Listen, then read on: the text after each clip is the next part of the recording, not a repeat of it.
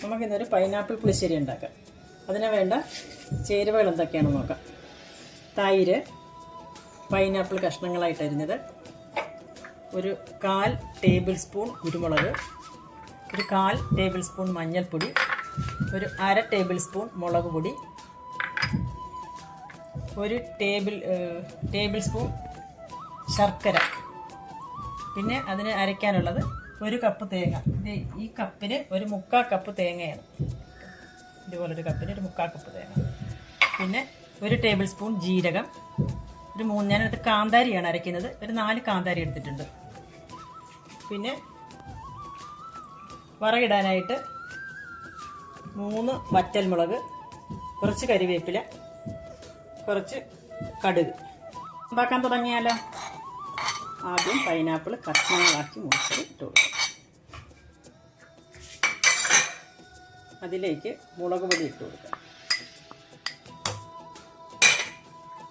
കുരുമുളക് പൊടി ഇട്ട് കൊടുക്കുക, മഞ്ഞൾപ്പൊടി ഇട്ട് കൊടുക്കുക,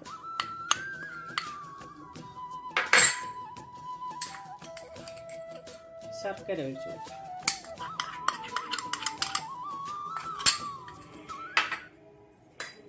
എന്നിട്ട് കുറച്ച് വെള്ളവും കൂടെ ഒഴിച്ച്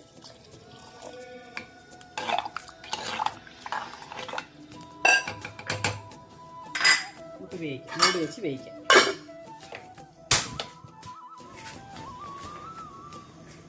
എനിക്കിത് മൂടി തുറന്ന് ഉപ്പിട്ട് കൊടുക്കാം.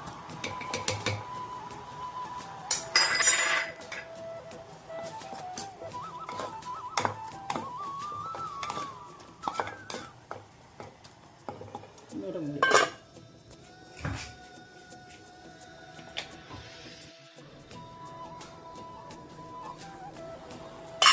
തുറന്ന് എന്തോന്ന് നോക്കും.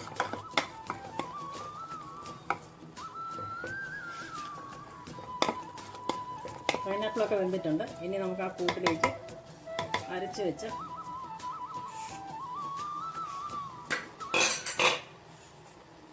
തേങ്ങായും ജീരകവും കാന്താരിയും തൈരും കൂടെ ഉള്ള കൂട്ടാണിത്.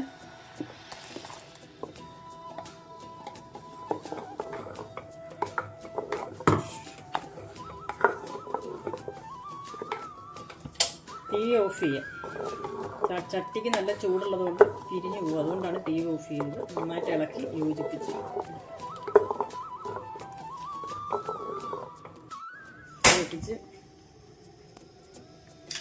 വെളിച്ചെണ്ണ ഒഴിക്കണം. 1 ടേബിൾ സ്പൂൺ വെളിച്ചെണ്ണ ഉണ്ട് ഇട്ട് കൊടുക്കുക.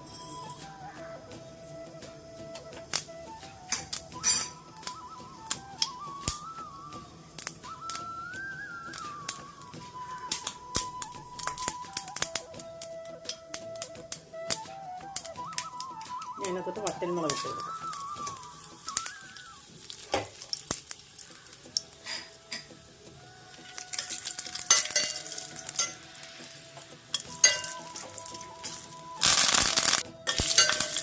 അതിന് ശേഷം കുറച്ച് ഉലുവാപ്പൊടിയും കൂടി ഇട്ടു.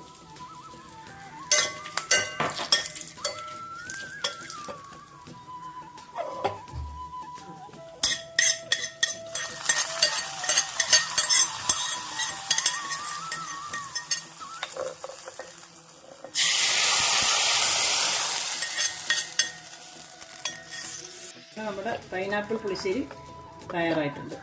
എല്ലാവരും ഒന്ന് ഉണ്ടാക്കി നോക്കി അഭിപ്രായം പറയുക.